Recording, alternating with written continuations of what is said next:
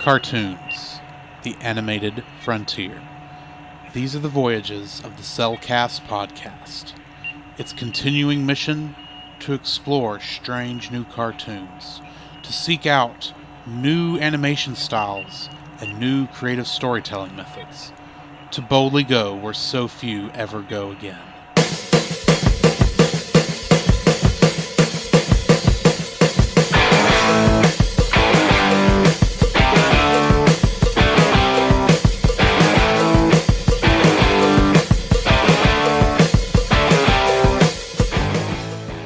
Welcome to another episode of the Cellcast. Joining me today is a man who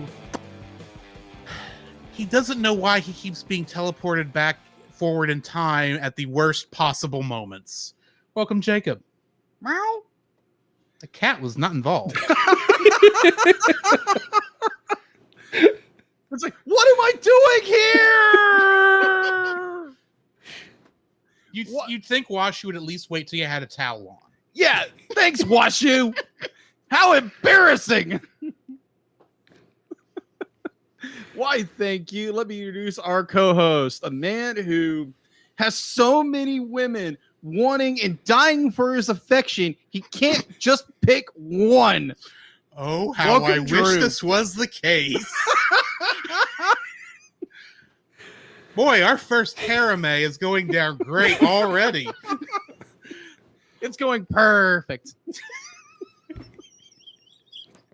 Also joining us today is a man who just found this weird little cat-rabbit hybrid thing out in the woods, and somehow it's also a spaceship. Welcome, Dallas of Geek Devotions. What's going on, guys? How y'all doing? Fantastic. Good. Indeed. So, how are y'all doing today? Both of y'all. Doing well. All right. I'm doing very well. It seems like a very long week. It's only Tuesday. I don't know. The older you get, because you can think back to your childhood and think, man, the week just flew by.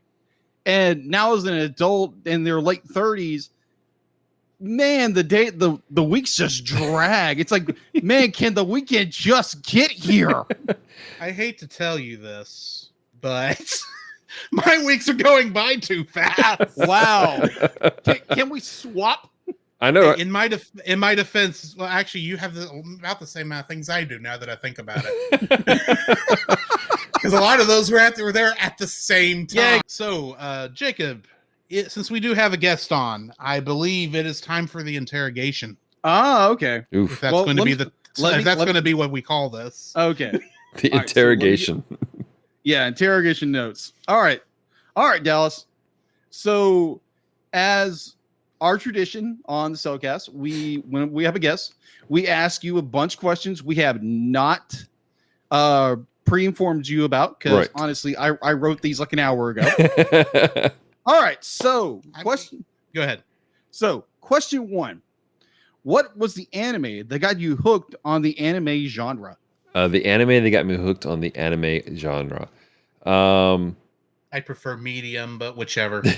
Man, that's a tough question. I've been into anime for so long. It's a toss-up probably between Dragon Ball Z and Tenchi Muyo. Okay. I'll go Dragon Ball Z if I'm answering. Yeah. Okay. Because I know that's the one that got me interested.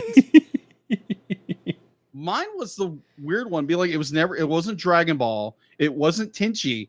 It was either, I'm going to say it and be immediately transparently honest.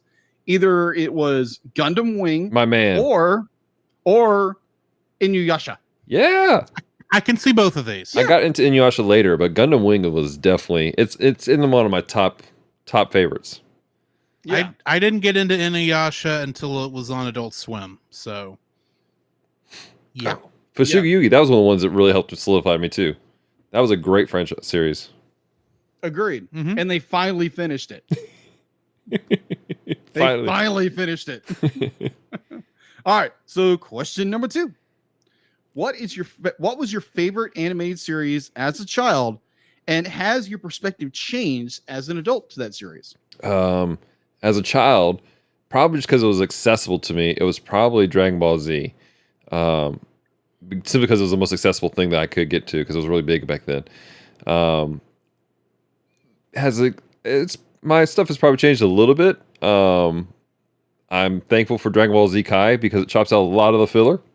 Yes. Yep. A Not lot all of it. Not but all a of it. lot.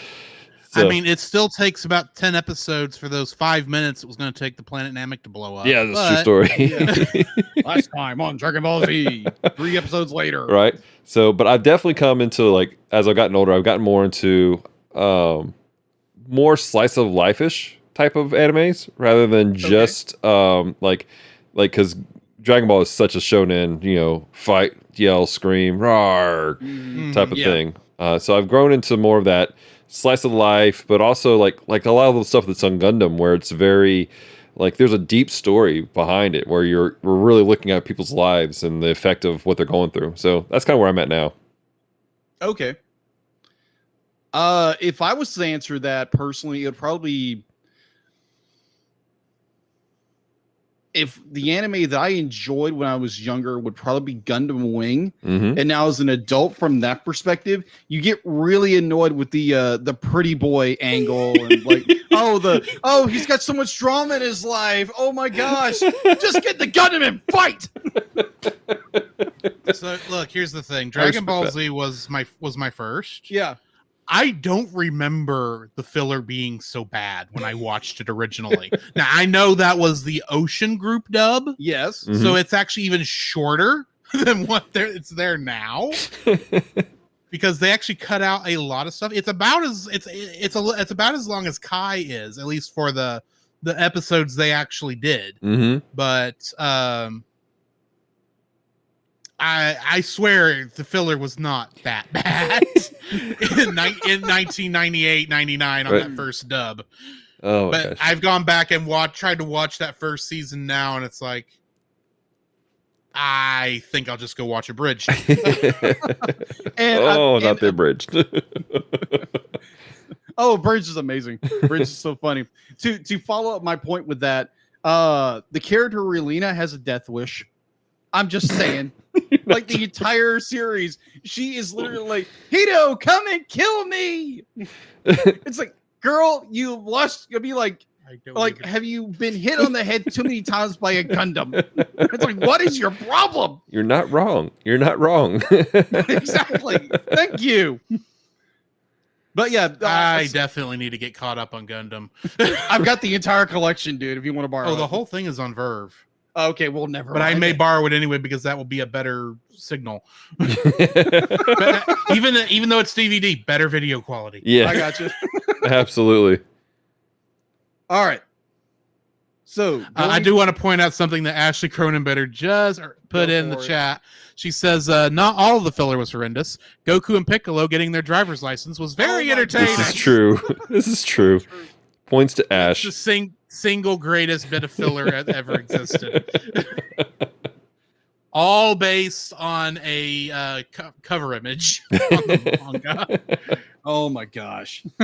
Anyway, all right. Continue. So, question number 3. What was the first animated movie you ever saw in theaters? Anime or animated? Either way. Oh, oof. That's a hard one. I want to say the first animated one I ever saw in theaters was a re-release of the Aristocats. Ooh. Yeah. Okay. And which I loved greatly. As far as the first anime that I've seen in theaters, don't shame me, but it was Pokemon, the first movie. No shame. No shame. we reviewed the movie. Yeah, that was my first one I saw in theaters. Got the little like metal Pokemon card that they were giving out while you're there, all that kind of stuff.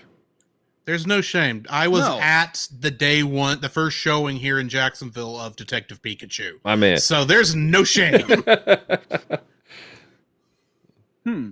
How old were you when that movie came out? When the first Pokemon movie came out? I was just asking. It was 99, so I was 15, I think. Okay.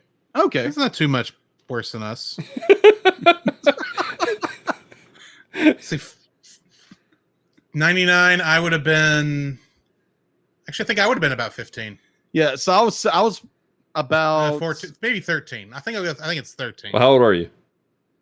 Right now I'm 35, and I turned 36 at the end of the year. Okay, yeah, you would have been 13, 14 years old. Yeah, and I still didn't have a way to go see it in a theater. I'd probably been like 16 years old. Right? Yeah. All right, so going back to the questions. If I can get my notes pulled up. All right. Name one animated series or movie OVA, only one, that you would not recommend to anyone.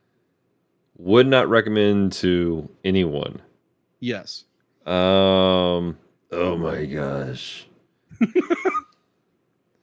There's a lot of terrible ones out there, guys. Oh, tell me about it. Oh my gosh. Worst OAV. OVA rather. I would say there was one called Vampire Wars. I had heard about that one. I saw it on Sci-Fi Channel at 2:00 in the morning one day, and I regretted it.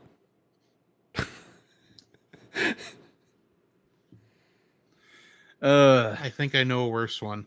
Oh, do Okay. tell. But I want to point out that this may not be the fault of the English dub studio. They may have just done the best they could with what they had. And that was the anime Boba Bo Bo Bo Bo Boba Bo. That is the name of it. What? It's stupid. Okay. It is a very stupid. But I watched 15 episodes of it. Why didn't you Because watch it? It was like a train wreck. You They don't couldn't want to turn away. stare, but you can't really look away. And the minute you do, you're going to go, what did I just watch? Nobody knows. The trouble I've seen. But no, really, what it's about is apparently this emperor has taken over the world, and his name is Emperor Baldy Bald, and he is bald. And this is the actual Japanese name, by the way. I've double checked all this stuff. Oh man. And so a great hair warrior by the name of Boba Bo Bo Bo Bo Boba Bo is the one who's going back and take him out. Oh man. And it makes fun of pretty much everything in the stupidest way possible. That's crazy. Oh wow. And I can't find the dub anywhere anymore. Probably for good reason. Why? Yeah. Yeah, the company went out of business. Oh, gosh. And unlike Fully Cooley, nobody bothered to pick it up. I know. I have a better answer. What is it called? It's on Amazon, and it's basically a mashup of 4 different animes, but dubbed terribly. And like they've spliced in Robotech, they spliced in Gundam, but they tweaked the colors. It's like like one of those bad Korean ripoffs that are out there. Oh my gosh, I gotta figure out what it is, but it's a terrible anime series that's on there. So keep asking questions. I'll figure it out. All right. So, last and final question. Okay. Question 5. All right. If you could pick one biblical character or event in the Bible to be faithfully adapted into an anime, which would it be, and what animation studio would produce the series or movie? Oh man. That's oof. Because here's the deal: there are whole mangas that tell Bible stories. They call the Manga Bible. It's a great series, and so I've seen some of these played out, and they're done. Most of the ones I have are Old Testament, and the guy who did it was a super a lot of his art style is kind of an homage to Osamu Tezuka, which is he's like the godfather of anime, and love his like Astro Boy. And all those were Osamu Tezuka. And so this guy did a lot of homages to Tezuka. But I would like to see I would like to see. I would like to see the story where Mary's telling Joseph about what's happening, about the fact that she's pregnant.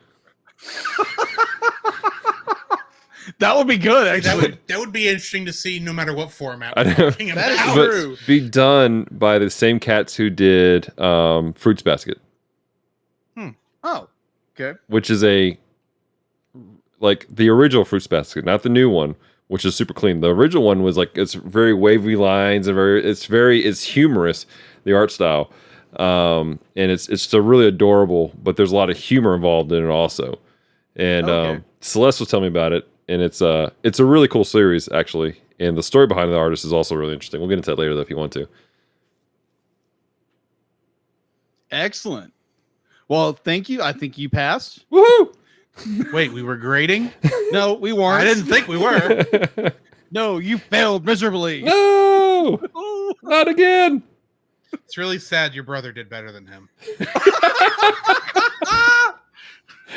Oh man. Oh my goodness.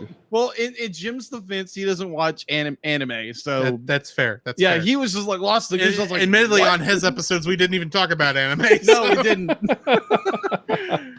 All right. Anyway, I guess that brings us into what we've been watching. So, Yes. Dallas, since you're our guest, you get to start this. Yeah, I've been watching a lot of anime because it's the focus of my show for right now. So we watched a lot of stuff. I recently watched a really great anime movie. It was Lupin the Third, the First, and I've been meaning to watch that one, actually. yeah, or Lupin. I'm sorry, that's how they pronounce it. Lupin is a Yes, that is the legal way they're allowed to pronounce it. right because French and Well, and technically, they can't legally say the actual French word because of copyright issues. yeah, that's what I was with the LeBlanc estate. right, exactly. And so, but Lupin the Third, the First, is kind of a homage to the whole franchise of Lupin, or Lupin rather, and it takes place 10 years after World War II. So it's taking place in that time frame, and it's a 3D animation, which I'm sketchy on when you take anime and you make it 3D. But they did a really great job. And again, what I loved about it was one big homage to the entire franchise and to the creator, whose pen name is Punch Monkey.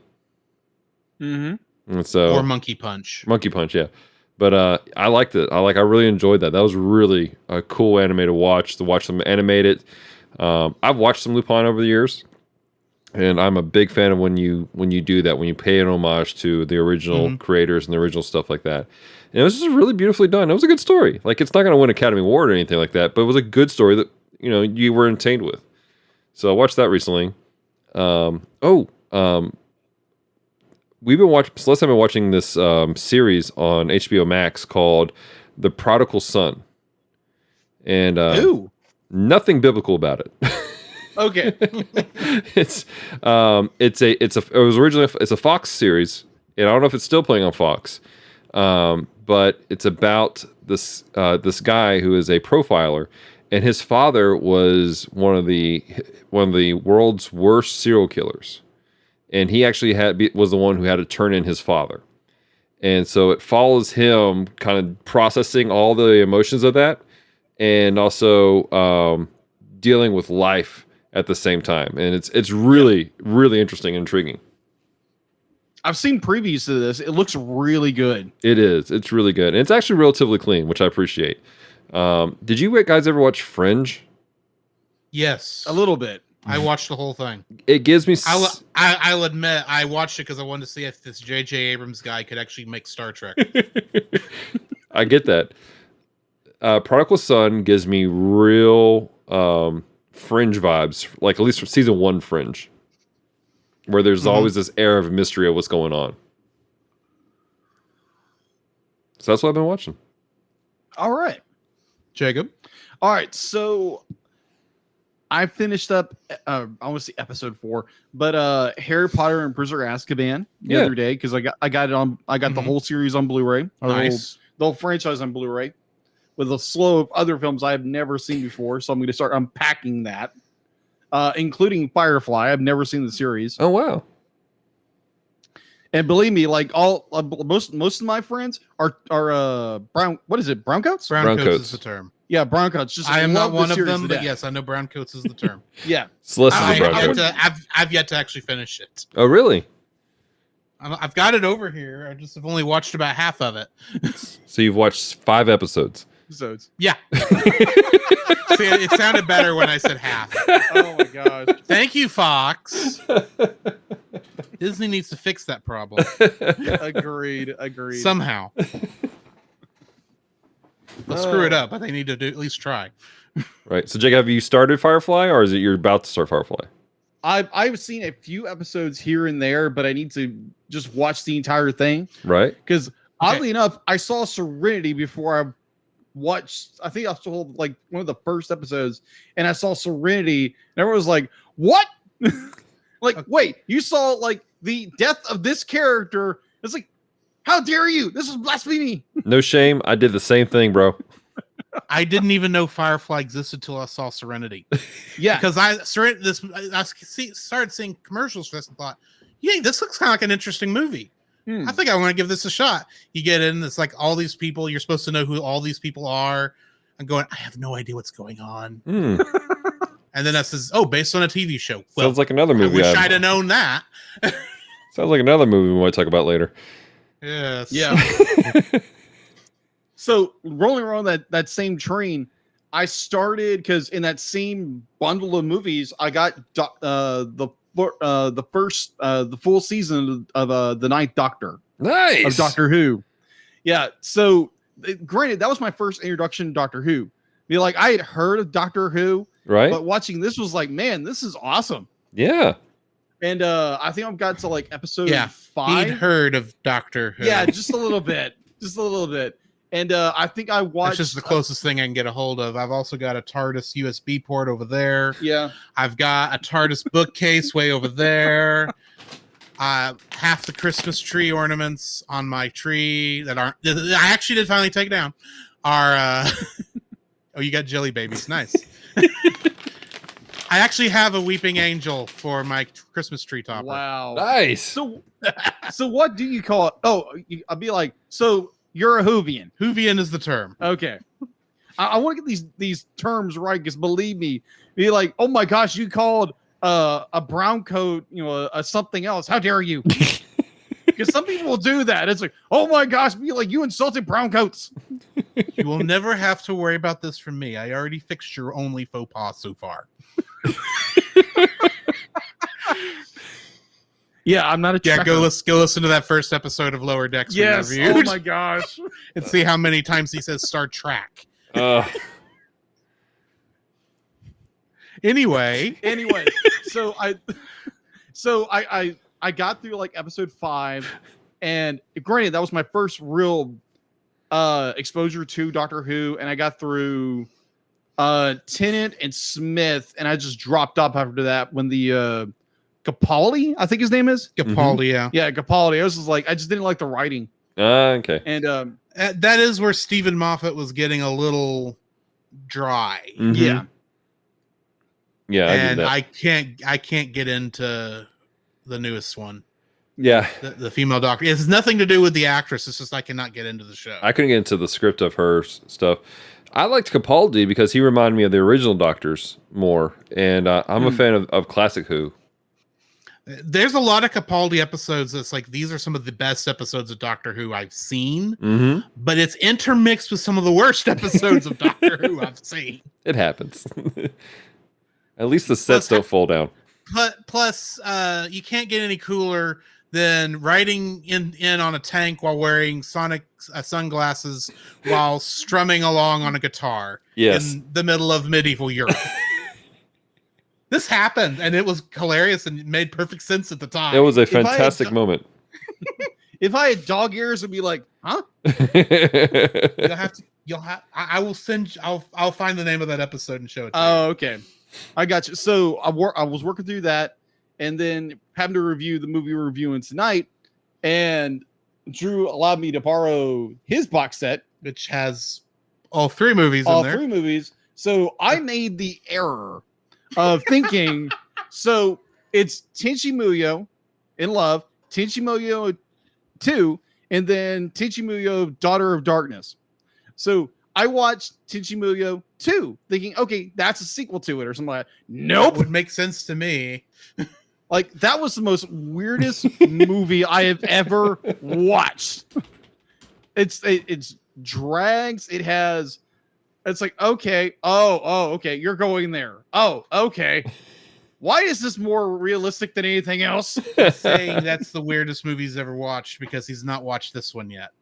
Paprika. Woo! Maybe. I wouldn't say it's the weirdest. It was more. It's It was on the more. schedule, by the It way. was. It was strange. It was odd. It was. Oh, okay. You're going there in this anime. Oh, okay. Whoa. Okay. You're showing that in this anime. Okay. And it's just. It's. I haven't kinda watched boring. the other two movies. It's yet. kind of boring. And then I finally got around to watching Daughter of Darkness. That was fairly good, except for the. Yeah. How do you just put it on a family friendly show? Let's not. Yeah. Let's not. We got too close with your name. Yeah. Oof. Agreed. Agreed. Anyway, anything else? No, actually. I don't have as much as you've got, but I have a couple things. At Dallas's suggestion over on his Anime April over there at Geek Devotions, I tried a new show on Netflix called The Way of the House Husband. Yes. I watched all 5 episodes in one night. And it was one of those where it's like, I just couldn't stop. It was, I had to stop. I actually had to pause the thing about 2 or 3 times to stop laughing. Knowing I was going to have to hit play and go and see something else absolutely ridiculous, but yet totally makes sense. It makes sense, man. I love that show so much. Though strangely, one of my favorite moments is it's that second cat segment in the second episode where the cat decides it needs to go to the restroom and the other cat's trying to say you can't go here. Yes. And every time it's like, I'm going to poop. Yep. I'm going to poop. And says, you can't do that here. It's like, you need to go elsewhere. You need to get. It's like, I see what you're saying, but I'm going to poop. And finally, the cat throws him into the litter box and says, if you don't poop go ahead and poop in here. If you go out there, they're going to blame me. It's like, it has nothing to do with anything. And yet I thought it was hilarious. Oh my gosh. It's so great, man. That is a great show. If you have not watched The Way of the House Husband yet, you need to. It is funny as all get out. Of course, I also watched the latest episode of Falcon and the Winter Soldier. Yes, very good. It was better than I think the last couple episodes were for me. Mm-hmm. Because I don't know what it was, but all that stuff happening over in a fake country, name I can't remember, which makes me a horrible Marvel fan. All the stuff with Zemo just was not that interesting to me. Yeah.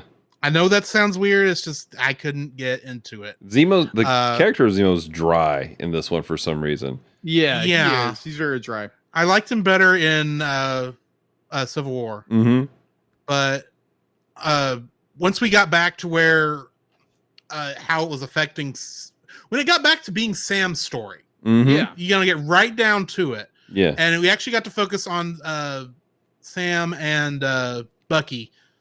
That's because that's what the show's supposed to be. It's just they do all this time over there with all these other people, and it's Right. like I don't know why I should care, even though I kind of do. But well, about the time the new Captain America goes bonkers is about where I got interested again. Yeah. Spoilers for anybody.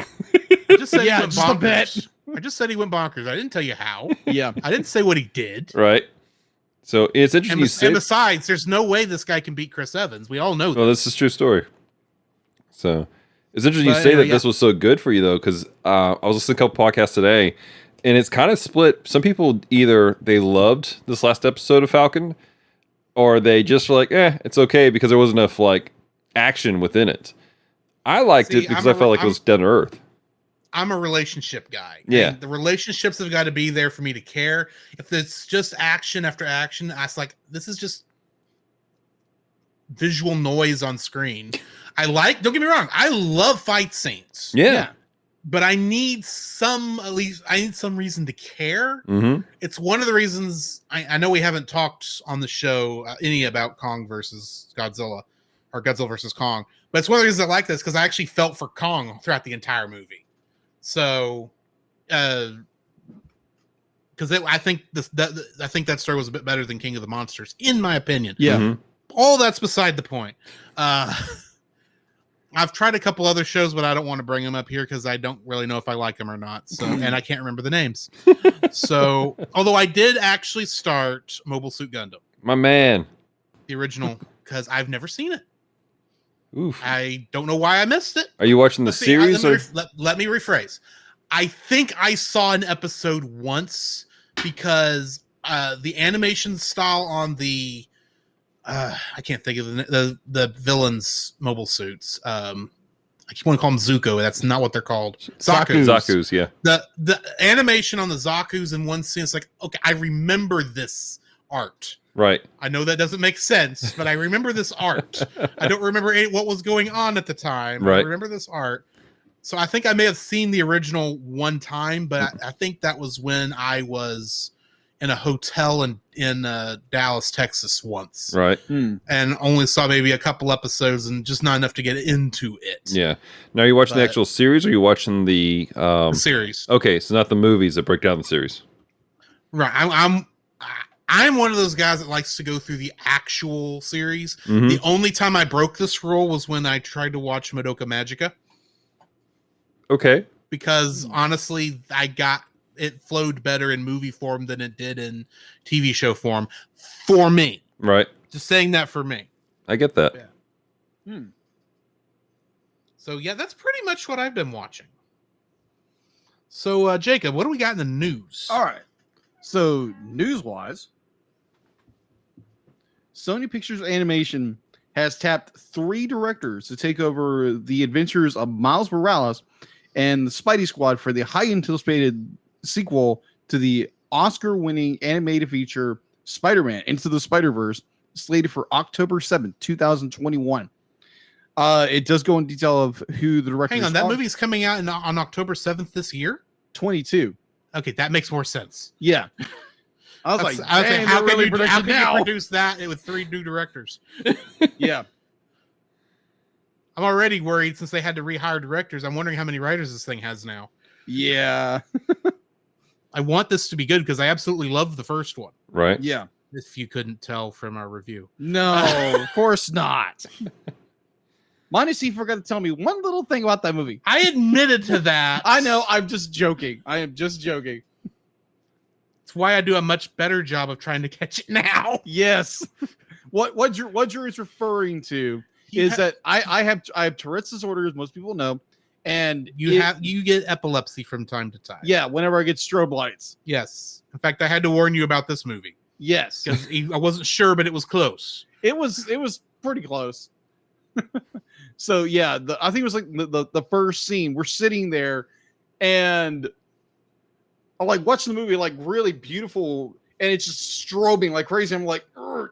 Yeah, and during those logos, and the logos, and it never occurred to me that you had epilepsy, even though we saw Incredibles 2 together like 6 months prior to this. Yeah, and I already knew, and I knew you had it. It just didn't occur to me you had it. Yes.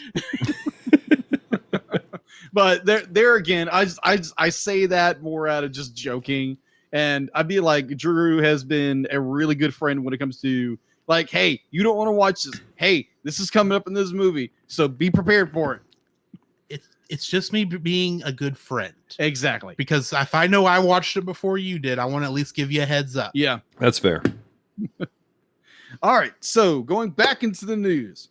All right, The Mitchells versus the Machines is coming only to Netflix on April 30th, 2021, in which I think we're going to do a reaction to. Huh? Yeah. I said it's 10 days from now. Yeah, when we're recording. Okay. And yeah, I think we are talking about doing a reaction to that one because that looks funny. It does. I'm kind of surprised it's going straight to Netflix. I would have assumed it would, just from what I've seen, it looks like it should have passed the marks to go to theaters, but I guess not. I guess not. Well, it was probably due to COVID and all that stuff. Well, yeah, I mean, I know that makes it harder to get stuff in a theater, but I thought this was the way from what the trailer I saw, this looked like it would have been like, well, it looks like it would be better than The Croods 2. Okay. I haven't seen The Croods, so yeah, we're going to eventually do that. I'm surprised there's a sequel. That's my feelings. Dang. Burn. Well, don't need to do that episode anymore. We'll still do it. We still need to do movies we hate. Yes, we do. We already do. All right. So in the final bit of news, and this is something that probably anime fans have been longing for nearly 30 years. And if you are an anime fan, you probably know what I'm referring to. Big West and Studio Null have acknowledged that Harmony Gold Macro's license ended decades of legal disputes, allowing for international release of the multi Macross anime, as well as the animation release of upcoming Robotech movies. So this has been something going on in the legal world for years. Yep. And because I remember watching like the first episode of Robotech back in the 80s or like in the early 90s, because my cousin had the first episode, and it was like, dude, this is amazing. And it's like, wait, this is 3 things spliced together? Yeah. And everyone keeps telling me it's such an amazing show. And like I find it's almost dumbfounding that one company has held on to the rights of one anime, because most of the time they kind of just pass off to one another unless you're like this big company. Mm-hmm. And it's Harmony Gold has just held on to it and not lost the rights to it. Hasn't extinguished. I'd be like, well, I mean, ADV had a stranglehold on the Evangelion rights for years until they nearly went out of business. And that is true. And had to pretty much reform its Sentai Filmworks. Mm-hmm. Very true. Very true. They lost it pretty much then. Yeah. Yeah. Evangelion, a good series, very much of a head trip. Oh man. Let's just say that. I still haven't finished it. I love Ava. I love that series. Some people hate it. It's just like, it's too boring or something like that. It's got this really deep psychological. There's a lot of exposition that takes place in it. There's a lot of exposition going on. All I know is the clips I've seen of the final movie have a lot of orange juice. A lot of orange juice. A lot of orange juice. that is more fans getting outraged by the end of the series because it didn't meet their expectations, because it pulled them out of their fantasy and said, oh no, be like, this is stupid, we're going to do all these terrible things to you and your family. It's like, okay, fine, I'll make you an ending and you're not going to like it. Right. And that movie is a trip, to say the least. Definitely the first 5 minutes. Oh my gosh. See, I'm waiting until you make us do this on the animated series. Oh, because I know it's coming. Mm-hmm. And I know it's going to be the original dub because you love it so much. Uh-huh. And I know at some point you're going to say, okay, Drew, we did the whole show. It's now time to torture you. That's the end of Evangelion. You may need a pillow to hug there while you watch it. Don't worry. I've got an entire beanbag couch. Yeah, just avoid being the hedgehog. What? Hedgehog's dilemma. Oh, okay. Either way. I was confused. I'm sorry. Continue. All right, so that is the end of the news. All right, so now we need to, on that note, we need to jump into the spoiler-free section of our review of Tenchi Muyo in Love. And we're going to start with Dallas. Dallas, what are your feelings on spoiler-free wise of this movie? My feelings are, I have mad nostalgia for this film, and I love it so much. I actually watched this film before I ever saw Tenchi Muyo the series, and I love the art. I think it's beautiful, and the story is interesting, especially if you have context of what's happening. Yeah, but even without the context, I was pulled into it, and I don't know. I really enjoyed the film on a regular basis. All right. So, are you saying people should watch it? Yeah, I do. I'm trying not to go we got the rating stuff at the end of everything like that, but But Right. but yeah, I mean, it's the story itself it's interesting. It is a slice of life anime, in my opinion. I know that it's a harem anime, but it's a slice of life anime. It really takes a section of daily life with some interesting drama taking place of not necessarily the main characters, but of the main characters' mother and father, and that portion of the story is what really, to me, makes it really a special anime. And like it does a great job of pulling in you with certain action moments. Does a great job of pulling you in with certain really sweet, tender moments. And so, yeah, I can definitely recommend the film as a whole, from the storytelling to definitely the art, and again, just the emotional pull it pulls at certain areas. Alrighty. Jacob, your spoiler-free thoughts. All right. This is my first time watching this film, and the last time I saw Tenchi Muyo was probably on Toonami. My man. Yeah. So now I can't say that because I did remember a friend of ours, Chase, who was on our Tron episode, did say you have to watch Tenchi GXP. Oh no! It's like best thing ever. Which is like, it's, don't get me wrong, it's funny. It's not Tenchi. It's not. Yeah, I mean, like Chase was saying, be like, this is the best Tenchi ever, and like, okay, but Tenchi's not in it. Yeah, so it's like, how is it? It's barely Tenchi. Yeah, it's Tenchi light. More like Tenchi not. It's fun. Don't get me wrong. That show is funny. It's just not. It's just barely. You could have called it anything, and it would have not changed a thing. Yeah, It's if we're going along with this Coke analogy, it's like if you're asking for a Coke and they go, "Yeah, here you go," and they hand you a Pepsi. Yes, that's pretty much it. You're like, "This is good, but this is what I asked for." Well, no, with Pepsi, it's crap. Anyway. Well, now we know how you feel. well, Hey, I grew up calling Pepsi Poopsie.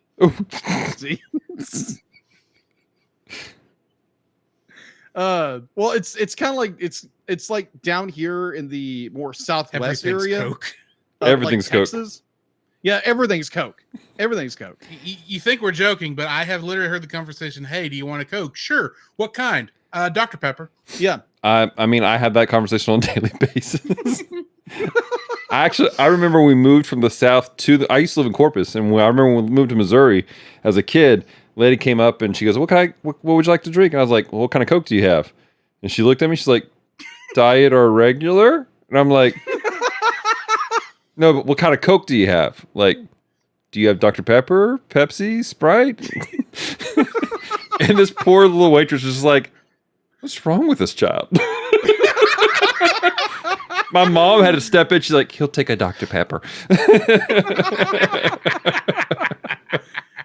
I remember going to Utah for a mission trip. Woo! And so we went there, and we were going to, preach to the lost, and maybe convert some Mormons or something like that. But that was an interesting trip. Reach the sister wives. Huh? Reach the sister wives. Sorry, there's an internal joke there. Yeah, and I do not want to lose my breath where I have an asthma attack. Sorry. Let's not go there. I'll leave it. I'll leave it alone. That is a joke for another day. So either way, so we get down there, and I remember I think we were in Wyoming or something like that, and one of our guys would be like, "Oh, I need a Coke." So this was in Wyoming, and so it's like, okay, go, walks by, the register comes back and puts a Coca-Cola. It's like, ma'am, like, I didn't ask for a Coke. Yes, you did. No, I didn't. I was like, be like, you're supposed to say, what kind of Coke? It's like, you asked for a Coke. It's called pop here. It's like, oh, okay. Well, what kind of pop do I want? I don't know if I trust a place that calls it pop. I can understand soda. Kind of fountain drink you want? Yeah. Pop, on the other hand, just does not sound right to me. Yeah, California is the exact same thing. Well, it's California. Yeah. Anyway, what kind of pop do you want? It's like, popcorn. Anyways, Now that we offended everybody. yes, we have. Now that we chased this Cabot. Yeah. Either way, I enjoyed the movie. Now, if you have no real context of the Tenchi universe and going into this movie completely blind, you are going to be seriously lost for probably most of the film until you realize, oh, this is who this is. This is the crazy girl. This is a crazy woman. This is the princess. Wait, which one's the crazy one? I was really just about to say. I'm assuming he means Washu. Yeah, Washu. Are you sure it's not Ryoko? The only reason I could guess Washu is because I've known this guy for 3 years now. I know the way he thinks. Oh, that's good stuff. So either way, just saying, be like there needs to be a little more lead up to this film. Like they kind of introduce people because you're just going like, who? Huh? I know Tenchi. I think I know who this is. Oh yeah, that's the princess. Mm-hmm. Who are these people? But either way, I enjoyed it. I enjoyed the film. I do have a few issues with the film, and we'll get there in my dislikes.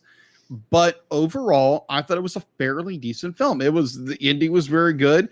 The time travel was kind of problematic in some cases. But overall, I thought we may have a disagreement on our hands. Yeah, maybe, just maybe. We'll get there when we get there. Exactly. It's just saying like the other show. All right, Drew. If you are wanting a little more context for this, I will say go watch the anime. It's listed on Funimation as Tenchi Universe, though you try to Google any of this stuff and it's all called Tenchi Muyo somewhere in its title. But honestly, I'm not sure how, unlike my friend Jacob here, I don't know how much actual context you need for this because I knew some of these characters already, but for the most part, I thought in the first couple minutes, with the exception of Sasami, I thought they explained who all these characters really were. Yeah. Except for Ryo Oki. Yeah. That's just a weird alien thing that's there for most of the movie. Yeah. It's just in the context of the movie itself. I recognize Ryo Oki's much more than that. But I enjoyed the movie. I watched it. This was my first viewing of it.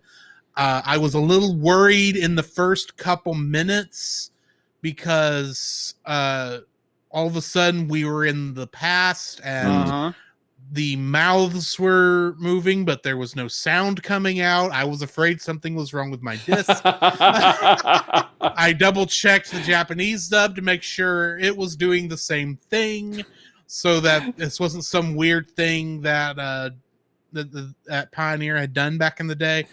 That threw me off a little, and then finally it gets back in, and then later on they do explain all those things you're seeing. I don't know why they did that. That threw me off. I feel like that's where the title sequence should have been. Right. I don't remember if there was a title sequence actually on this, but outside of, I know there was a title card, but I think that's all I remember seeing. Right. But I remember I enjoyed it. I watched it. I thought it's a very fun one. The time travel, I think, actually does make some sense. And the climax, I thought, was perfectly suited for the story we got, even though it does somewhat feel like it's out of left field. But honestly, how else are you going to stop this villain? But yeah, I did enjoy it. So yeah, definitely give it a shot if you have any interest in anime. Yeah. Just be forewarned, this is a 90s English dub. Yeah. And all that implies. Yes. It's not bad. It's probably one of the better English dubs out there, but it's still not great. All right. So in my defense, I was talking about Ritsuko earlier. You know, the space pirate. Oh, Ritsuko? I'm double checking his wording here. You mean Ryoko? Ryoko? Ryoko. Yeah. I don't know who you actually said. There again, I'm terrible with names. I know that your reading disability does not help you. No, in it the doesn't. slightest. Anyway, that's going to bring us to the end of our spoiler-free review. Join us on the other side of the bumpers, and we will get to spoiling this thing. Ray. We're wrong. Okay. This progress is a part of Christian Geek Central Network. Wrong. Hey, Scoop, what are you doing, man? I don't know. I'm supposed to be reading an ad. All right, hold on. Give me it. Okay. All right. This podcast is part of the Christian Geek Central Network at ChristianGeekCentral.com. There you can find a collection of blogs and podcasts working together to bring you some of the best content on the web for Christian geeks, such as Helix Reviews.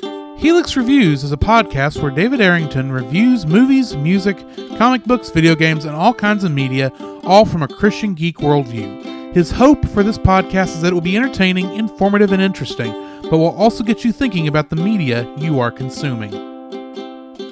Do you like Star Wars? I don't just mean the original trilogy. Along with that, I mean the prequels, the sequels, the anthologies, the animated shows, and of course, who doesn't like Baby Yoda?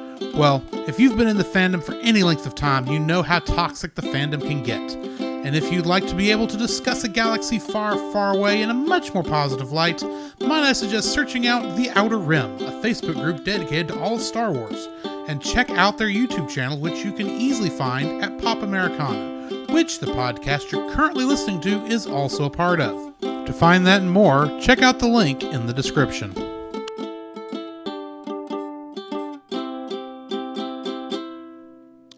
The following is a spoiler-filled review for the movie Tenchi Muyo in Love. Listener discretion is advised. Tenchi Muyo in Love was written and directed by Hiroshi Negishi, who also directed an anime called Sonic Soldier Borgman.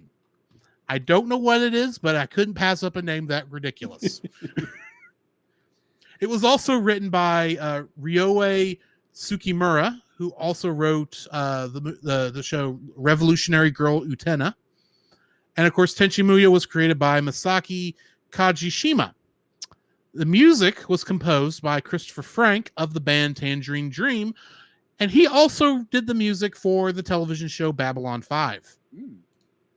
Getting into the cast, for the English dub, Mark K. Miller was the voice of Tenchi Masaki.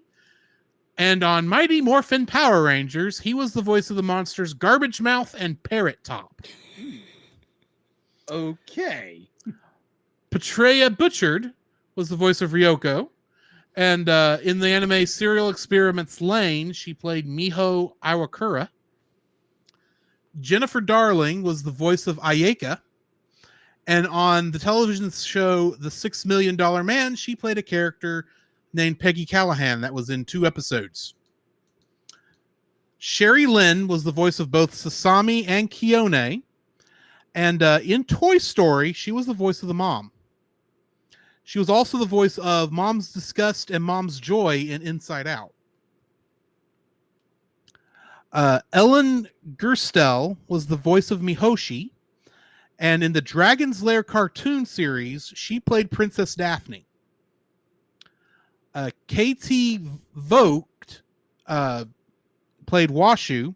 And in Princess Mononoke, she played the woman in Irontown. A woman in Irontown. Debbie Derryberry was the voice of Ryo Oki, and she played Jimmy Neutron in the Jimmy Neutron show and movie, of all things.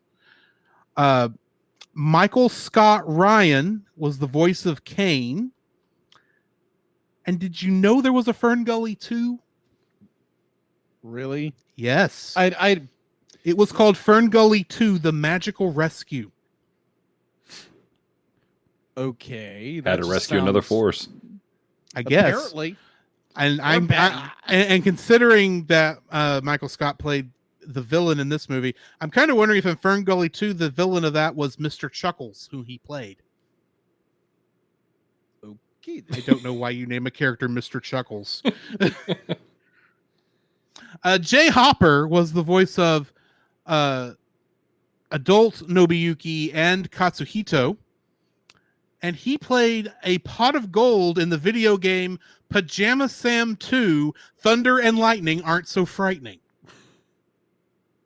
Mamma mia, mamma mia. Let it go. No, I find it funny how so many of these are like stuff I've never heard of. Now, that being said, Andrew Philpott was the voice of Nobuyuki as a high school student, and he played the character of Lord Braska in Final Fantasy X. So at least that's a semi-major character. Grace Zandarsky was the voice of Achika, and in an episode of Star Trek Deep Space Nine, she played a character named Latara. But I don't remember this episode, so I don't remember if that's good or not. And getting into the Kingdom Hearts connections, I had to kind of dig a little, and almost both of these are pulled from the Japanese cast. Toshiyuki Morikawa was the voice of young Nobuyuki in the original Japanese version of this movie. And in the Japanese version of Kingdom Hearts, he was the voice of Sephiroth. Such a weird difference there. Yeah. But then he's also the voice of Snow White's prince in Birth by Sleep. Okay, then. Yuko Mizutani, who was the voice of Mahoshi in the Japanese version, was also the voice of Queen Minnie in Kingdom Hearts. And that brings me to the end of the Kingdom Hearts connections. Jacob, what do we got in info and stuff? All right. So, info and stuff. You are able to watch this currently on Funimation with their premiere subscription. Mhm. And I think it's also, what is it also on a Crunchyroll? Don't quote me. Okay. Do not quote me on that. Okay. Either way. You can't watch it on Funimation with their premiere subscription. On IMDb, it has a 7 out of 10. On Rotten Tomatoes, it has a score of 89%. Production was by Anime International Company and Pioneer LDC. Who later became Genion, who later got bought out by Universal. That is true. No wonder Universal was part of it. Yeah. Now I know, and knowing's half the battle. G.I. Joe. Tenchi Muyo. Even better. All right, so it's distributed by Toei Company, and in the US, it was distributed by Universal and Funimation Entertainment. Is now anyway. Yeah, it is now anyway.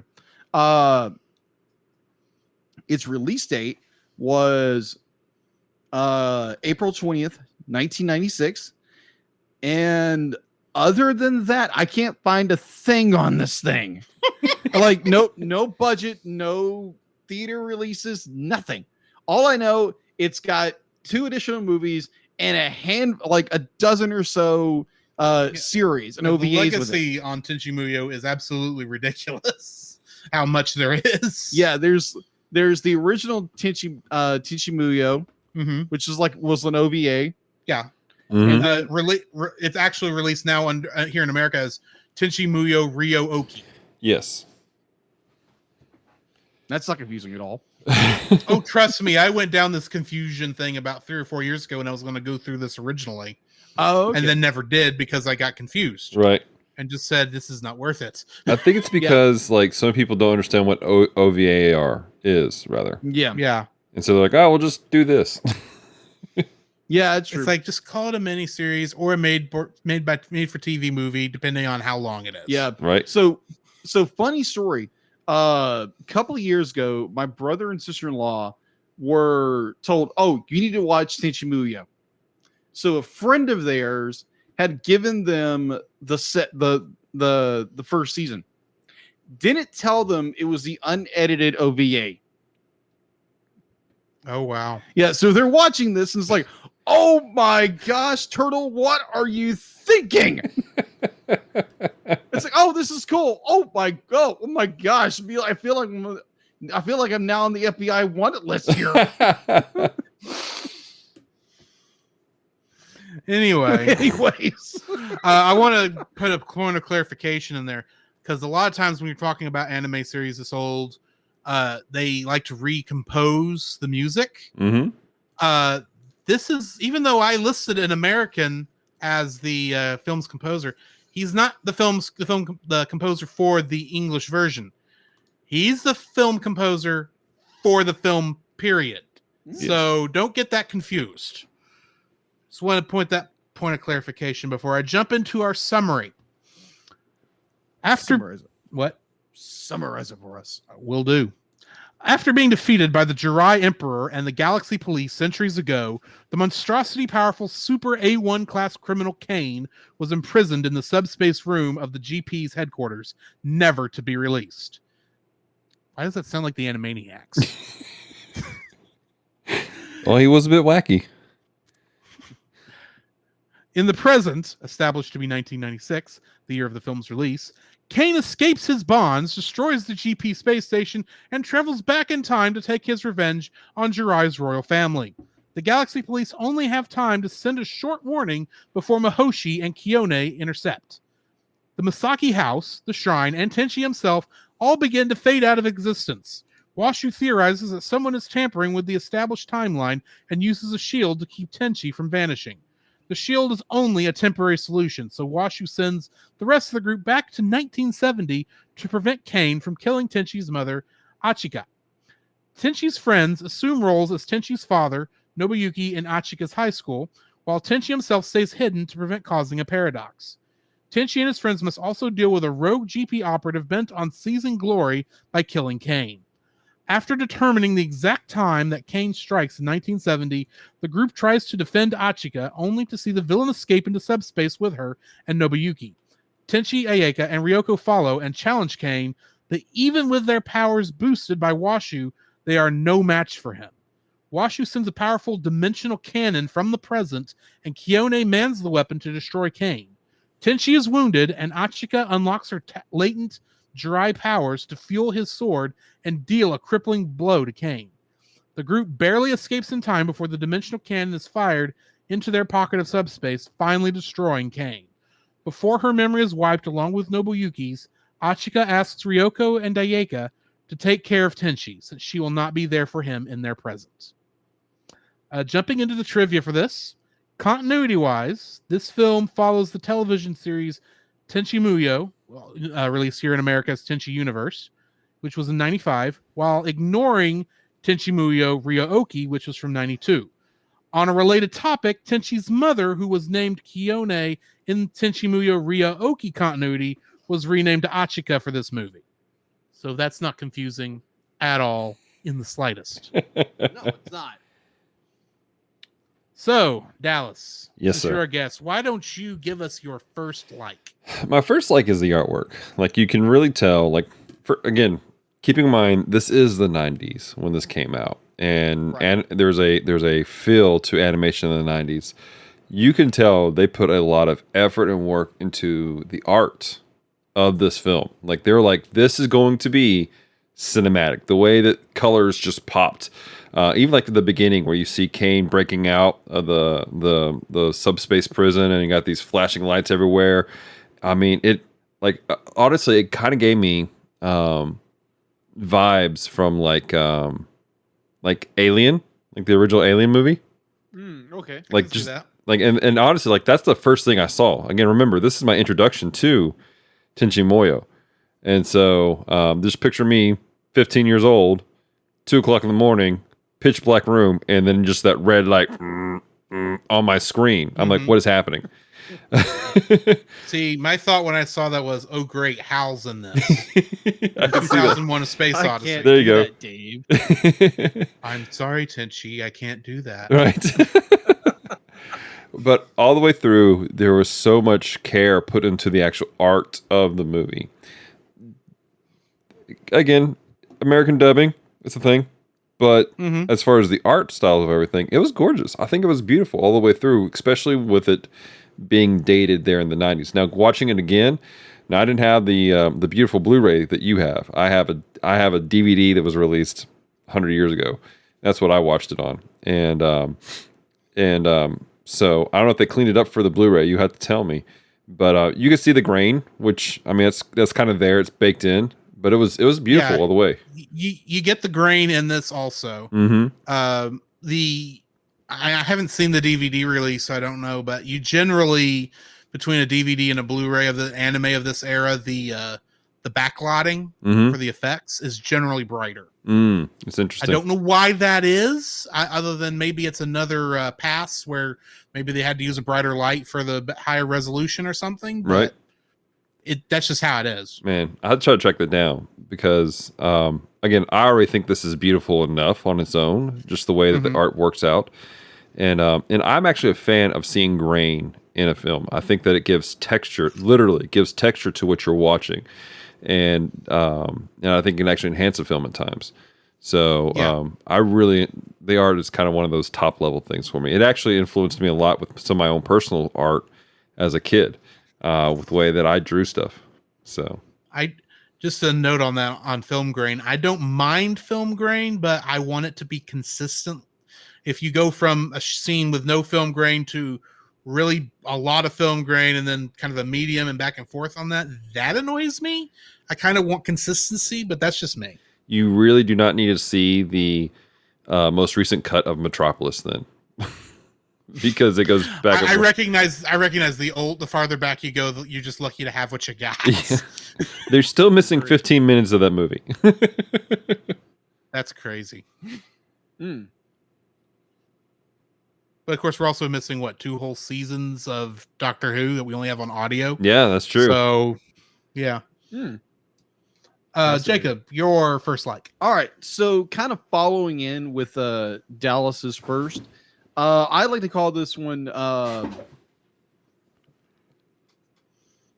"Mama's Got Her Game Face On," which is the final battle in the subspace. Yeah, where Tenchi's mom, like, man, she gets hype. She does get hype. She does get hype. Like, it's her inner powers awaken, and she goes to town on Kane. Oh my gosh! I was like, whoa, hold on, because there again, it's like, okay, Tenchi shows up. Oh yeah, Tenchi's gonna finish him off, no problem. You don't expect the mother to do it. I was like, no. Whoa, okay, that turned it a little bit. I was like, oh, okay, whoa, okay. Okay, she just went so Super Saiyan minus not the gold hair. It was purple. No, she went silver hair. It's platinum. On our version, it was more of a platinum hair. Oh, okay. I don't know why. I just looked more of a silver than a purple to me. That is true. But just that scene in itself, where she takes on Kane, with Tenchi's Lighthawk sword. Mm-hmm. I'm glad you looked up the name of that thing. I remember Lighthawk sword. I was just going to say lightsaber. That's kind of what it is. But this, I mean, like, animation wise, that scene is absolutely beautiful. Mm-hmm. Well done, very well executed. The animation throughout the entire movie, even during some of the comedic bits, like during the train scene, that is hilariously good. I do have little problems with the dub and the lip sync, right? But other than that, it is just animation in this movie is great. Yes. Definitely at the very end where Tenchi's mom just brings it, and I just love that. It was so good. So hopping off of your first like there with the action-packed scenes, I'm going to have to go with my first one, which is this has got to be the most action-packed harem I have ever seen. Agreed. I know. See, here's the thing. This has been Tenchi Muyo is probably been the first harem anime I probably ever watched, because it was before I knew that was a thing. And I knew there had to have been a reason I liked the show back in the day, but I couldn't remember what it was, 20 years later, ish. Until we get to those last couple scenes, and it's like, dude, this is not what usually goes on in these things. I think the only thing that ever got this close was a Negima, and that's just Harry Potter the anime. True, with kissing. True. But I like the fact that this feel like it's got stuff there for both the boys and girls in the room, because I love the relationship. I love the action. Mm-hmm. I love the fact that we get a transformation scene I didn't know was coming. Yeah. And even though I don't know a whole lot about Japanese culture, I have to admit she looked good in the full samurai-esque outfit. Yeah, in the Right. kimono style. I'm Mhm. I'm sure that has a different name than I said, but anyway. But yeah, I thought that whole aspect was cool, and I like the fact that Tenchi, he makes the sword into pretty much a little dagger in this. She's got the full on Cloudbuster sword going on. Yeah, pretty much.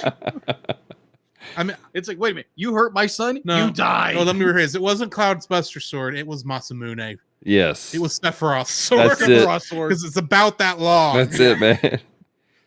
I halfway kept expecting to hear Seth Ross theme during it. It's like, bring it, mama, bring it. Dude, I need to make that AMV. Anyway, I would watch that. it wouldn't be that long. No, But I mean, yeah, I love the fact that we get an action-packed scene in something that's supposed to be mostly, because it's a harem anime. It's supposed to be with a name like Tenchi Muyo in Love, which I'm going to get to my question on that and the dislikes. I was not expecting the epic fight scene that this ends on.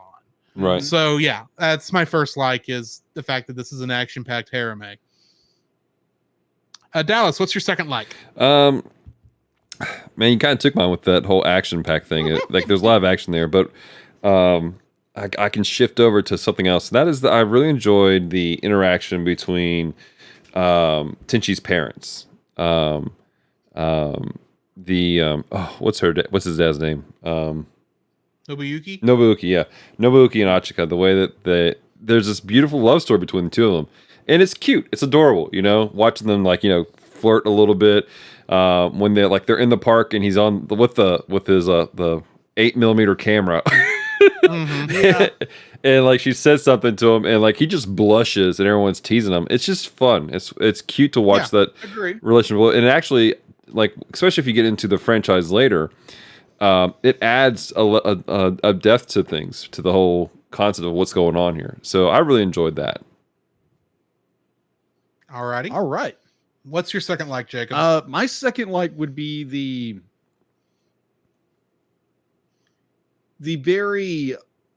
opening to this thing. It starts off with Tenchi starts disappearing, and then it shifts. This basically a time shift to the past, and we're like, what in the world is going on? And it throws you for a loop. Right. And I'm like, and like Drew said earlier, the fact that there's no dialogue for 3 minutes. Right. And I'm like, what in the world is going on? And it threw me for a minute. It's like, okay, that's really good writing, even though there's no dialogue, all except, Tenchi and his very monotone voice is like, this is the day I died, kind of like Flynn Rider. Yeah, I was about to say, that's Eugene Fitzherbert in a nutshell. Yeah, exactly. This is the day I died, or in the case, I disappeared. But overall, imagine if Back to the Future started out that way. Oh my god! Wow. Okay. Well, there's some Back to the Future elements to this. There are definitely some Back to the Future elements. I would agree. Tenchi loses his hand, or his hand disappears. We're just missing him playing guitar at the same time. Yeah. Well, he plays a sword. Plays a sword. He goes zink zink pa. I got hit. Ah. Boo boo boo boo. Then Mama brings her game on. Right. But yeah, that dry Bear opening. Don't take no crap. Not my son, you. To quote Mama Weasley. To kind of misquote Miss. Anyway, everybody knows what I'm talking about. Okay. Either way, that dry opening was such I would say it's kind of a fresh air, a bit of fresh air when it comes to an opening, because most of the time they just bombard you with information. Mm-hmm. But in the same way, I wish they would have bombarded me with the information in some cases. So I'll get there when we'll get there when it dislikes. But I enjoy how they open this movie up with leaving you complete the opening with just jumping in the time and then going straight to no wait, I'm sorry, I'm probably getting it mixed up. Is the we're introduced to Kane first and then we jump into right? Tenchi we were disappearing. introduced to Kane first, and then then we get the Tenchi disappearing while they're looking at the old family films, and then we get that 3 minutes in the past with no dialogue. Just the opening in itself, just in general, from the introduced to Kane to Tenchi, then jumping into time, and then going back. It was like, okay, this is jarring. we're not giving any context what's going on, Right? Except be like, oh, Kane, this is master criminal. Except you're watching, you're going, wait a minute, that teacher looks like Mahoshi. Right. Why in the world is Mahoshi a teacher? Why are I never said Achika? Why are Ryoko and Ayaka in class? Right. Yeah. Why are they dressed up like Japanese school kids? Which really, this is what, junior high? Why are they in school? Why is that what they went with? Why is Sasami chasing Ryaoki and Tenchi way back here in the past? What the crud's going on? Yeah. We don't even know why they're in the past. I was assuming we were getting alternate universe at this point. Oh yeah, I can see why you do that. That's not what we were getting. No. I'll get into more of that when I get to my likes. But go ahead, finish. All right. So yes, the dry, somewhat confusing opening that just throws you right into it and like, hey, let's just roll with it. And it's a direction artistic wise, I thought it was a very good move. Drew?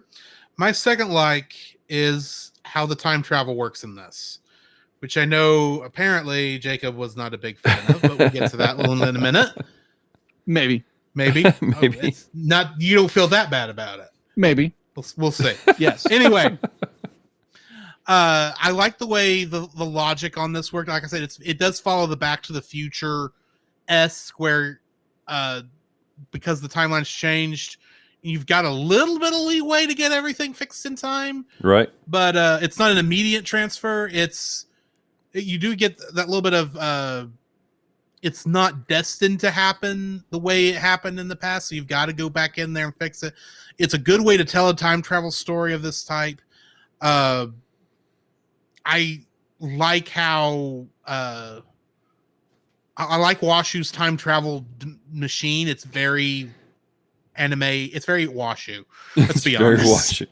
It's very much, you look at it, it's like, yep, that's a machine, and I bet it's going to cause trouble. It reminded me of that ride at the carnival that spins people against the walls. That's what it reminded me of. Oh, Tilter World. Yeah, Tilter World. That's it. Tilter. Yeah, pretty much. I kept wondering, at what point is Tenchi going to throw up? Because if the's going to be someone who does, it'll be him. The entire group, it's going to be him. Either him or Mahoshi, but Mahoshi's asleep. So. Yeah. That is true. Can you imagine Mahoshi waking up in the past and having no idea why she's there? Oh my gosh. That's a scene we missed. Yeah. That's all I'm saying. But yeah, I like the way it worked. I like the fact that is it Kiyome that's the other police officer? Yeah, Kiyone. I like the fact that for whatever reason, it's her that Washu keeps bringing to the future again to give messages to, which I'm going, why her, and why is it every time she's in the bathtub? I don't understand this. Because anime. Because it's anime. It's Japanese. Yeah, it's anime. It's funny. Let's be honest. It is funny, but why her specifically? I mean, I guess Mahoshi's not that fun. You don't want to anger the space pirate or the two princesses. Right. Well, I mean, if you look at it, Kione's one of the princesses you really don't want to do that to anyway. So yeah, no. She's a little young. Right. No, sorry. Kiyone was really the most responsible person in that group, though. Like, if you really think about it. Yes, because she's only there because she was forced to be there. Yeah. And she was the only one that had access to the, who could understand what was going on with the Galaxy police systems. Right.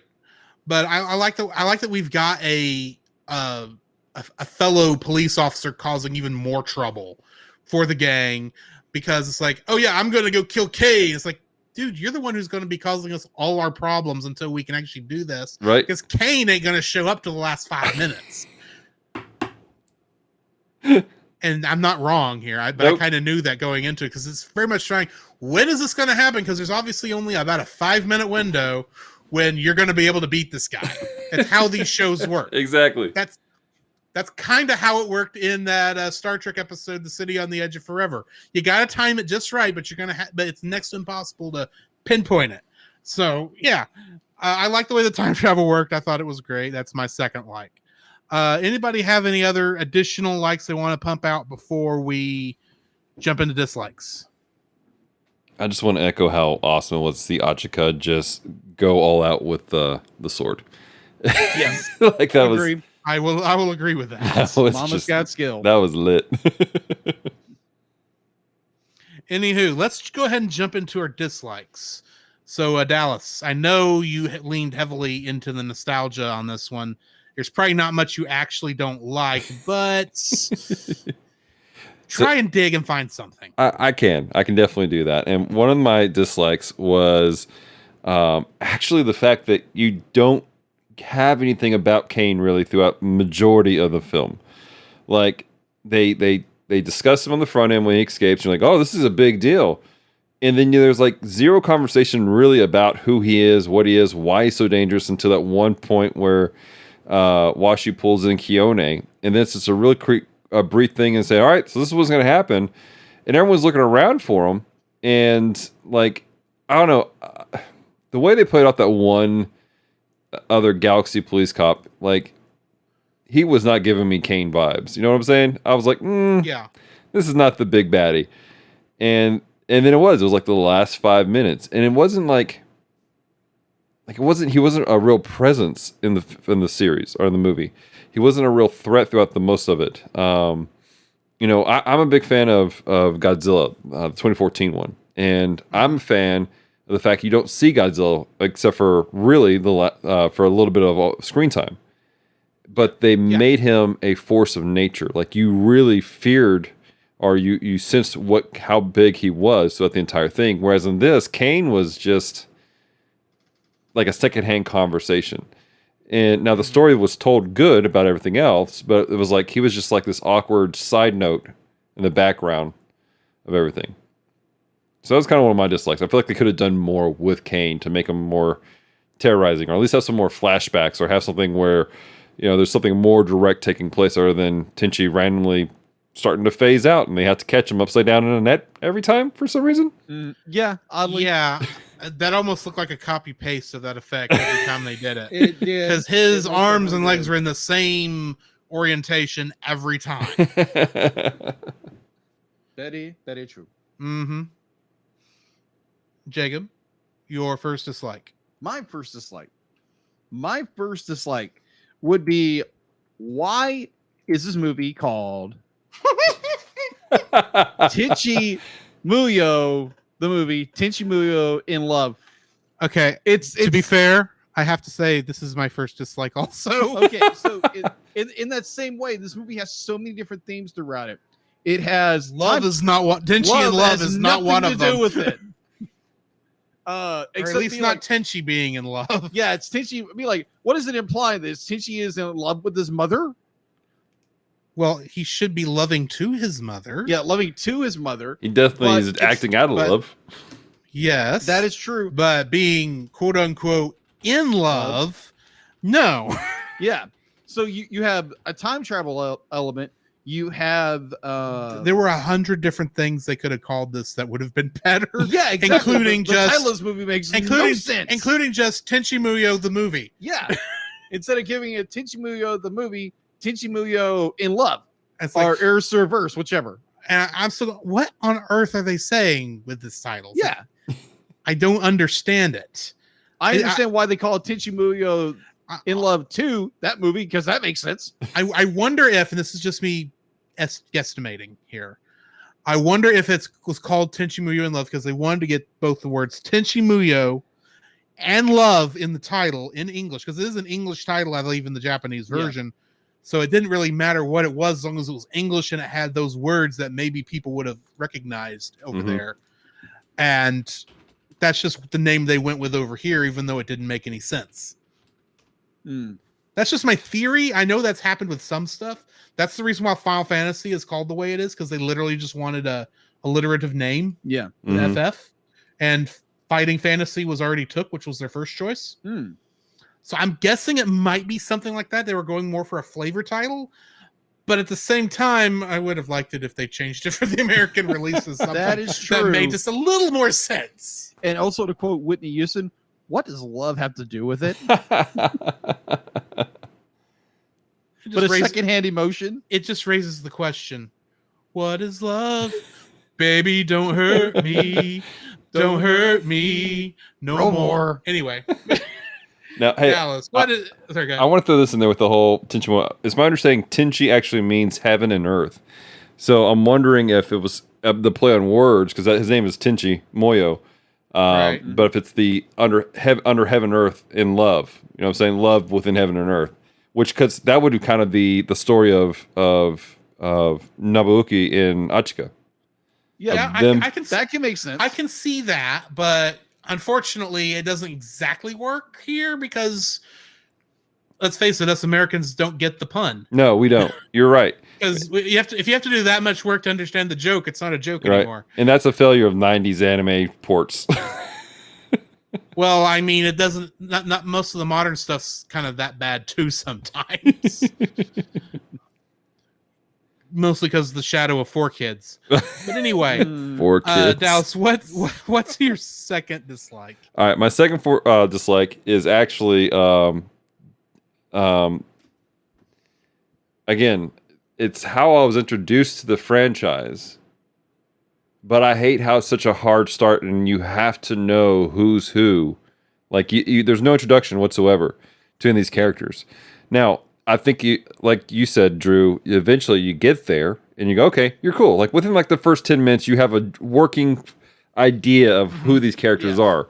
But then all of a sudden you're like, why is Ryoko flying? How did that happen? Or like, what is this Jirai stuff? Oh, they have powers now. Okay, this is interesting. Yeah. So now if you watch the franchise and then this plays really well into it, you're like, okay, cool. Everything's solid. But I really wish there was some sort of introduction.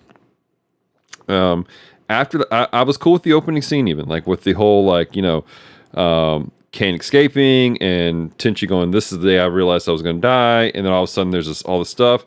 But when you get back to it, let's have some exposition about who these characters are of some sort to just kind of explain or drop some hints, other than the last 10 minutes of the film where you find out Ryoko was a space pirate.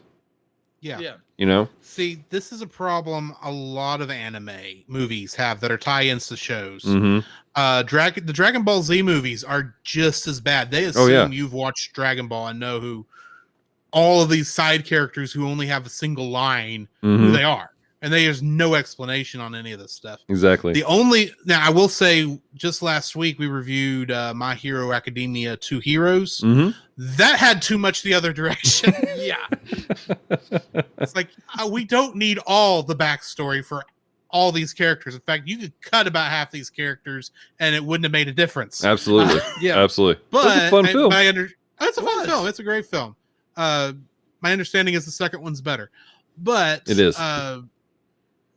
With this one, a little bit, we were only talking about 7 characters of our main cast.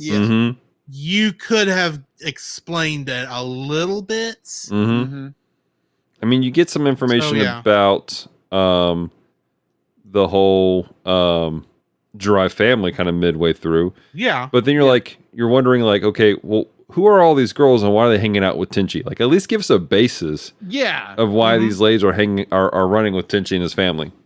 And this is another rant. Where the heck was Nobuuki and Grandpa in the present day when crap hit the fan? And they showed them, but they only had a barely there appearance.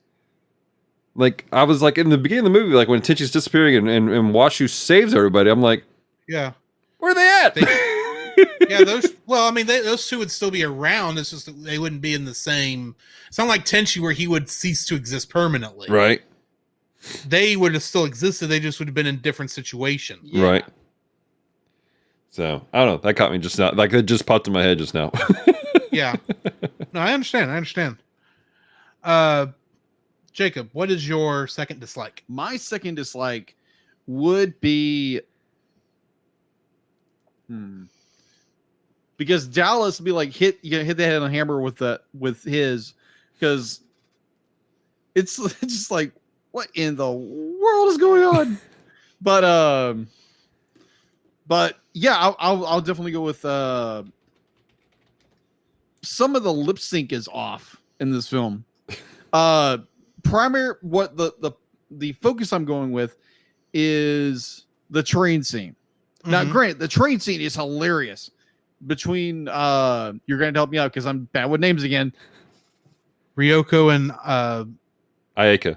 Ayaka? Yeah. Aika, yeah, that whole tension. The pirate and the princess? Yeah, the pirate and the princess. I think that's a song.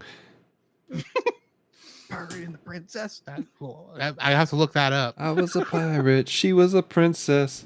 This is a song. I know it is. I have to find it. I know there was something from the 2000s about a skateboarder. Anyway. He was a boy. Oh my gosh! Yes, Avril Lavigne. Can I make it any more obvious? Yes, please. I'd like to know. Complicated. That's the song you're talking about.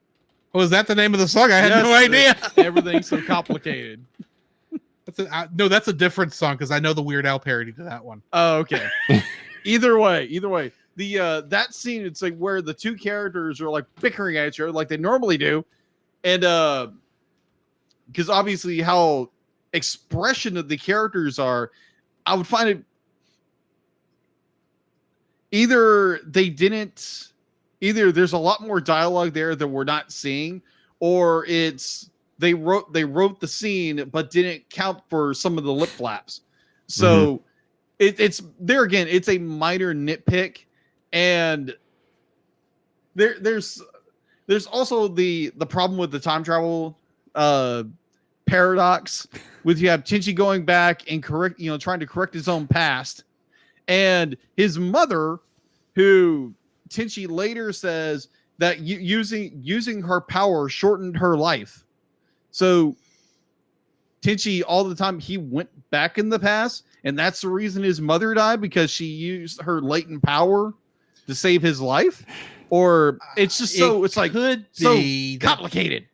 It could be that there was another incident that the movie doesn't touch on. True. That would have caused her to tap into that power too. That is true. Right. But why? Why would her tapping into her latent powers of her Jirai powers cause her life to be shortened? Because obviously she's only half dry. Well, that is true. They also said though, but Tenchi's quarters, so right. But they also said when the original Jirayan King had helped to trap Kane in subspace, it killed him because it took all of his because within again, this is part of the whole, you got to know the lore. The Jirai powers is the light is a life force, and so when for them to use their powers is to use their very life force. So in that regard, shouldn't Tenchi have kicked the bucket by season 1? Because he uses those powers a lot. So there's an interesting conversation I've heard people have that there's a theory that the more that the Jirai family actually mix with normal humans, there seems to be a stabilization of their abilities and almost a strengthening. So it's the Gohan paradox. Pretty much, because actually he's stronger than his dad because he's half human. Exactly. Like Achika was actually, from what I understand, was stronger than her father, who was full Jirayan. And so it's kind of that was a great example, Gohan. Yeah. I can kind of see that because I assume that they may have had the same nobility problems Europe had and maybe had a little bit of inbreeding to keep the bloodline pure or something. It's possible. and being very careful who you let have the life force powers. Mhm. But that's just the theory. An anime theory. Moving on. Okay, Matt. Yeah. My last dislike. I have a very simple logistical question. Why did Sasami and Ryaoki go back in time? To watch There is- Tenchi.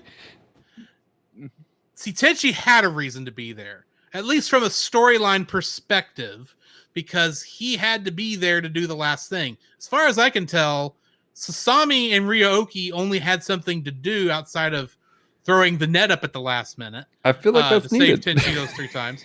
That was needed. Don't get me wrong. I'm just saying a lot of other people could have done this. But I mean, the only other thing they helped with is they went to all the other temples there in Japan to set up the power battery thing Mm-hmm. to attack Skytree Tower. Wait, that's not Skytree. That is Tokyo Tower. Yeah. Skytree's a different tower. Yeah. Anyway, why do I know all this about Japan? I've never even been there. I watch too much anime is what it is. But anyway, I feel like a lot of reasons they're there is for comedic relief, even though we've got a lot of comedic relief going on. Yeah.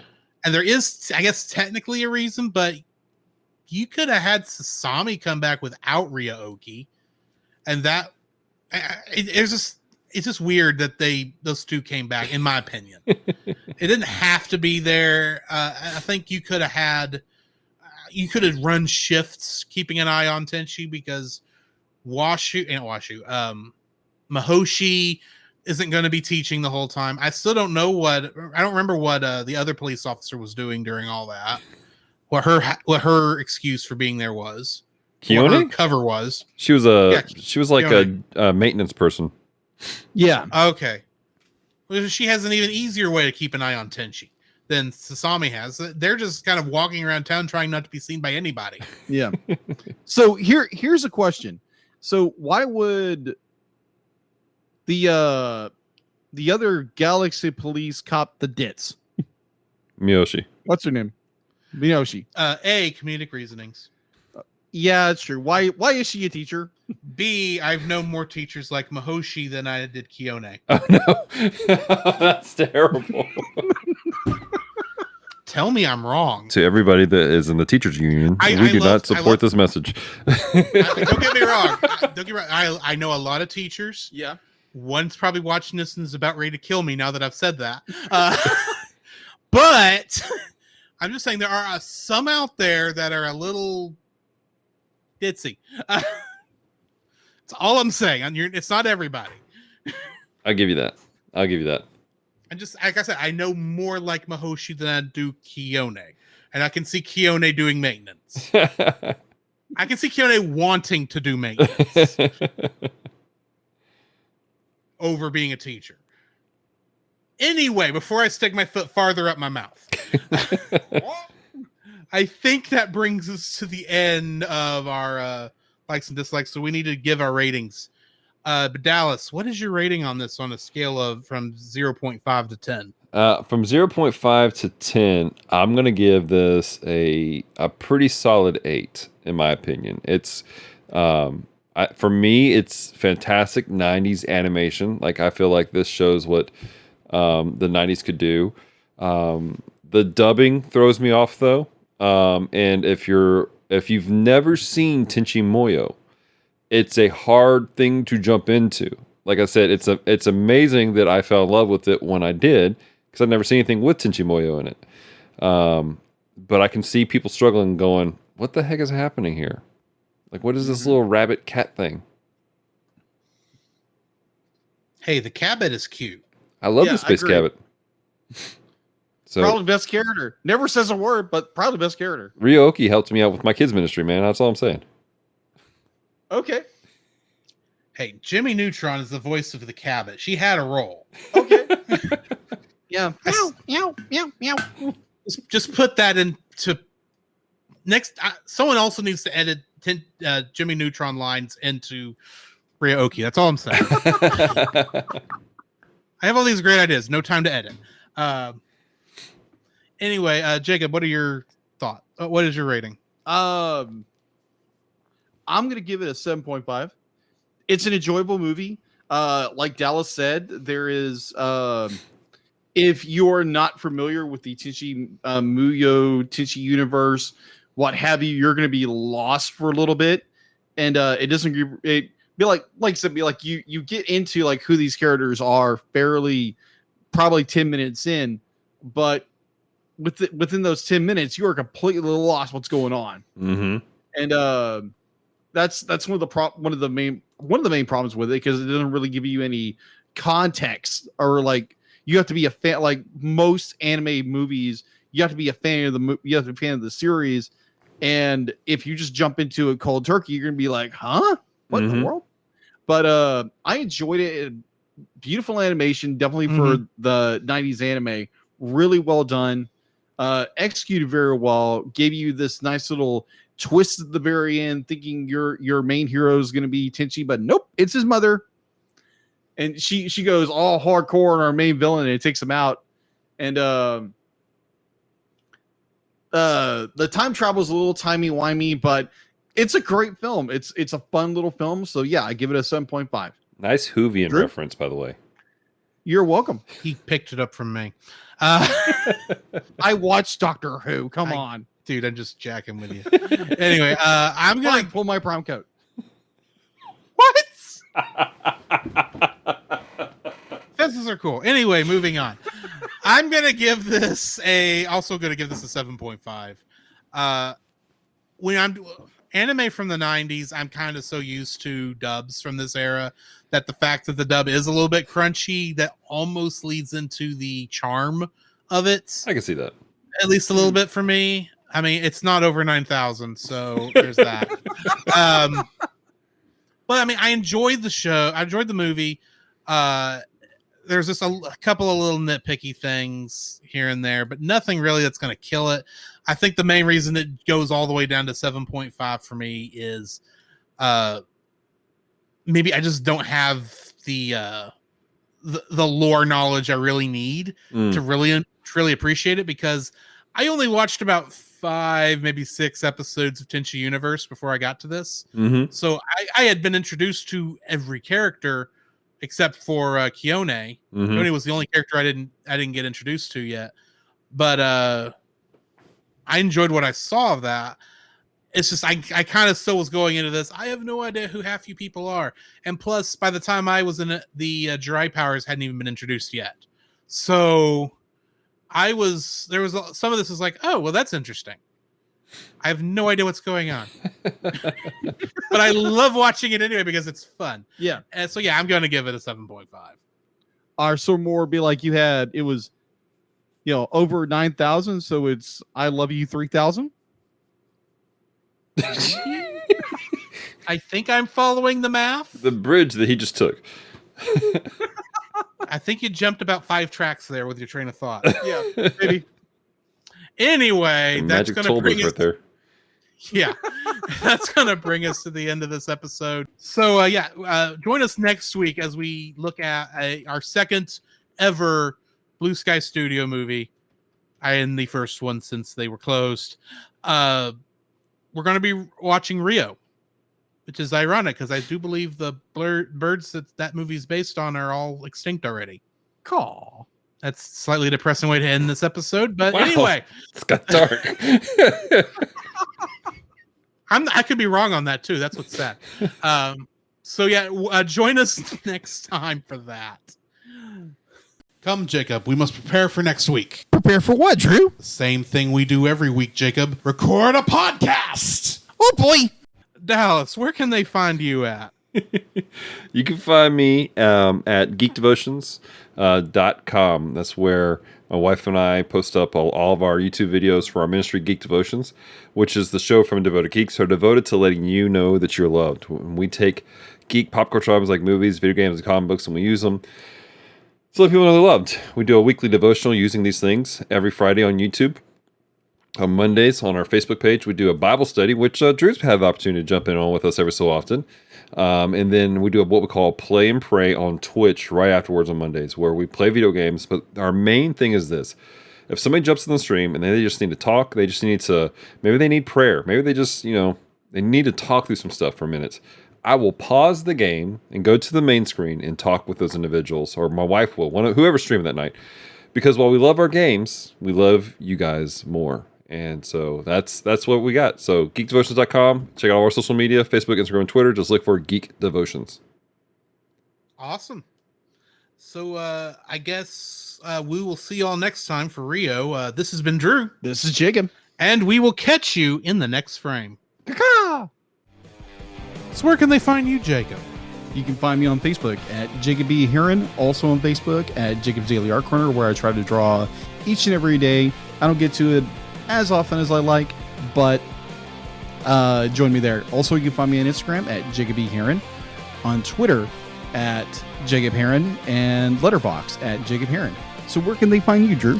You can also follow me on Letterboxd at ggeorge759, Facebook as Drew Dodgen, my Facebook page where you can see pictures I've taken at Drew's Photo Bin. You can also follow me on Twitter at ggeorge759. You can email us at thecellcastpodcast@gmail.com. You can also follow us on Twitter at cast_cell. You can follow us on Twitch at twitch.tv/thecellcastgaming. You can also follow us on YouTube at Cellcast, Listen to our podcast on Apple Podcasts, Google Play Podcasts, Stitcher, Spotify, and your favorite podcast directory. You can also listen to us on the Movie of the Week podcast with Jim Heron, where we talk about live action movies. And remember, Cell is a single L.